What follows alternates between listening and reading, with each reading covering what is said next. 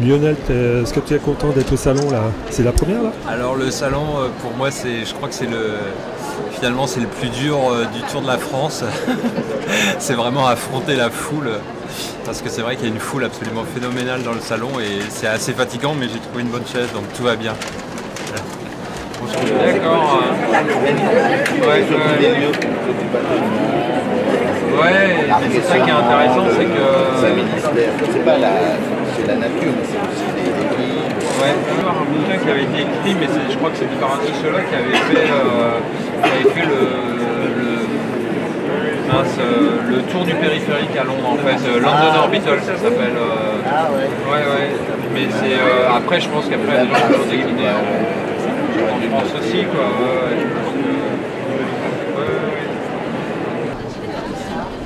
Est-ce que c'est important pour toi le dialogue avec les lecteurs?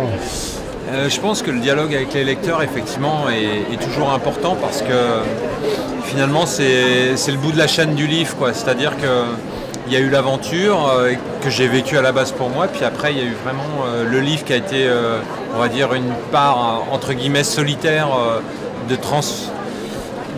poser sur le papier les émotions, etc. Et puis après, je crois que ce qui est intéressant dans ces salons, c'est finalement, alors c'est assez éphémère, mais c'est toujours un moment sympa de pouvoir échanger avec des gens et de toucher finalement les gens qui sont au bout de la chaîne de cette histoire et qui peut-être vont s'en emparer pour qu'elle résonne encore plus loin ailleurs, quoi. Alors, pour qui je le dédicace C'est Albéric, A-L-B-E-R-I-C. A-L-B-E-R-I-C. C'est mon mari, puis il fait beaucoup de montagnes. C'est vrai? Il marche beaucoup. D'accord. La marche, c'est ce qu'il aime. Son truc. D'accord. Bah, il va être comblé avec ce livre. Voilà, alors. exactement, c'est ça l'idée. Vous êtes déjà promené en Suisse? Ah oui, beaucoup. J'ai des très très bons amis suisses et justement j'avais des amis alpinistes à la Chaux-de-Fonds. Ouais, donc je suis allé les voir de temps en temps par là et puis je me suis un peu baladé, grimpé aussi. Il y a des coins que j'aime bien par là. Ouais, le Jura suisse est vraiment après aussi très très beau, quoi. Mais ils vous ont laissé dormir là en fait? D'accord, excellent. C'était vraiment chouette. Ouais. C'était il y a longtemps, mais c'était vraiment chouette. C'est encore comme ça. Bon, bah super. Alors, Je voulais savoir, par rapport aux deux livres que tu as fait, est-ce que tu as une méthode d'écriture qui a différé là pour ce livre? C'est vrai que il y a une évolution déjà dans le style d'écriture. Je pense que par rapport à la montagne intérieure ou à Versant Océan, il y a beaucoup de choses qui ont changé. Le style s'est encore épuré. Enfin, l'écriture évolue. Et après, c'est vrai qu'en tout cas pour le livre du Tour de la France, il y avait quelque chose qui était neuf pour moi. C'était vraiment de faire des recherches, d'être vraiment de se mettre dans la peau d'un journaliste pour finalement creuser certaines histoires ou certains faits de la frontière que je voulais vraiment mettre en avant dans le livre, quoi. D'accord. Ça va, vous voulez que je me mette debout? Non, tu restes comme ça. Toi, t'aimes la nature, t'es nature. Ouais. Alors, je voulais savoir, est-ce que tu as l'angoisse de la page blanche? L'angoisse de la page blanche, en fait pas vraiment, parce que c'est vrai que j'arrive toujours à trouver quelque chose à écrire. Et en fait ce qui se passe, c'est pas une angoisse de la page blanche, mais bien sûr il y a des moments où l'inspiration ne vient plus. Et en fait pour moi c'est très important d'avoir des temps de pause et finalement d'être toujours dans l'équilibre entre l'écriture et la grimpe, par exemple. J'ai besoin d'un moment d'écriture et j'ai besoin d'un moment pour après aller me ressourcer, aller prendre l'air, aller grimper. Et après ce moment-là, je dirais que l'écriture revient et elle revient plutôt bien. Mais il y a besoin de ça, quoi. Alors, est-ce que tu as des heures où tu travailles le matin, le soir? En général, j'écrivais plutôt le matin. Je préférais écrire le matin, aller grimper par exemple l'après-midi. Et puis en fait, par contre, c'est vrai que j'avais toujours un petit carnet que je gardais au fond de la poche et qui était très important parce qu'en fait, il y avait plein de notes qui me venaient à l'esprit et il fallait que je les note tout de suite, sinon je les oubliais et c'était dommage pour moi, quoi. Est-ce qu'on peut espérer un jour que tu auras un roman? Pourquoi pas? C'est vrai que le roman est quelque chose qui m'intéresse et une direction que je trouve vraiment très très intéressante dans la mesure où déjà elle permet l'effacement derrière des personnages inventés et ça je pense que c'est pas mal. Après, je trouve qu'il y a une vraie difficulté pour moi dans le roman, c'est que contrairement à ce que j'ai écrit jusqu'à présent, qui s'appuyait sur une ossature, sur du réel, le roman fait appel à l'imaginaire pur. Mais peut-être que je vais suivre dans quelques années la même voie qu'Isabelle Autissier, qui s'est aussi lancée dans le monde du roman avec succès. Donc pourquoi pas. Ou José Giovanni. Ou José Giovanni, oui, qui a bien sûr écrit des polars très fameux sur le monde, plus ou moins dans le monde de la montagne, mais qui a écrit des trucs très sympas et tout à fait, c'est clair que des alpinistes romanciers, il y en a eu quelques-uns, pourquoi pas. Alors, tu disais que tu avais fait beaucoup de recherches sur ce livre. Qu'est-ce qui était le plus difficile en fait dans l'écriture de ce livre?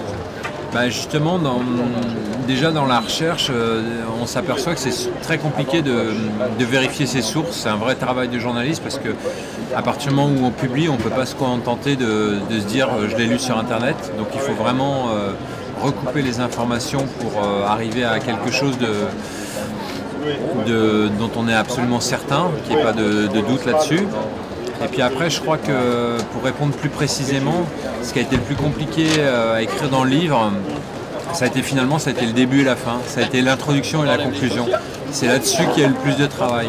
Par exemple, sur la conclusion, j'avais fait une conclusion qui était très poétique, mais qui manquait d'épaisseur, qui ne racontait pas finalement, en gros, ma vision de la France, comment j'avais perçu la France au travers de ce voyage sur les confins, quoi.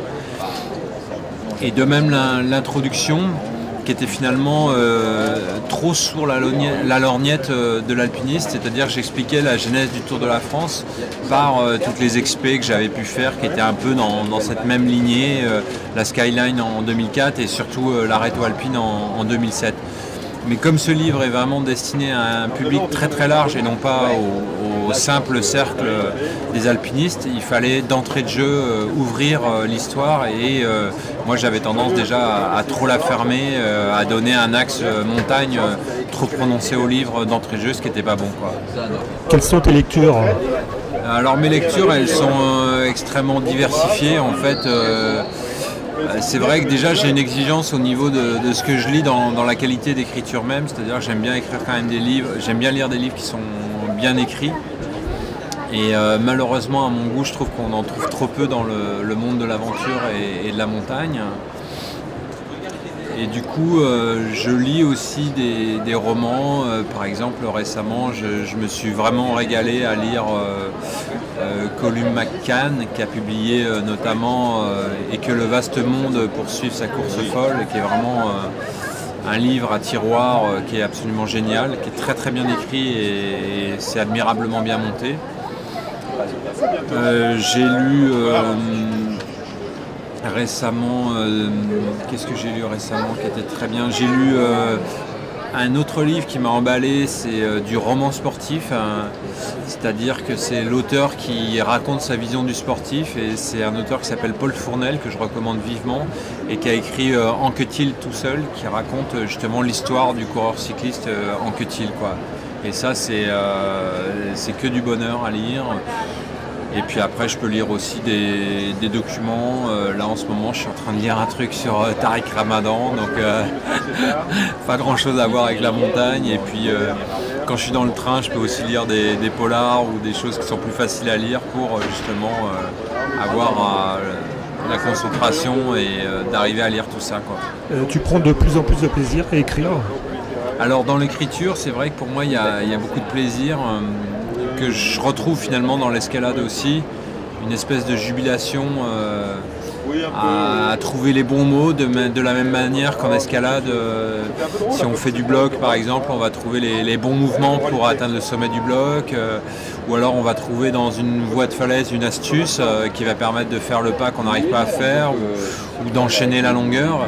Et je trouve que dans l'écriture c'est un peu la même chose, il s'agit d'aligner les bons mots pour construire la bonne phrase. Donc finalement le livre finalement c'est la fin d'une voie et c'est toujours très intéressant d'ouvrir cette voie et de la parcourir.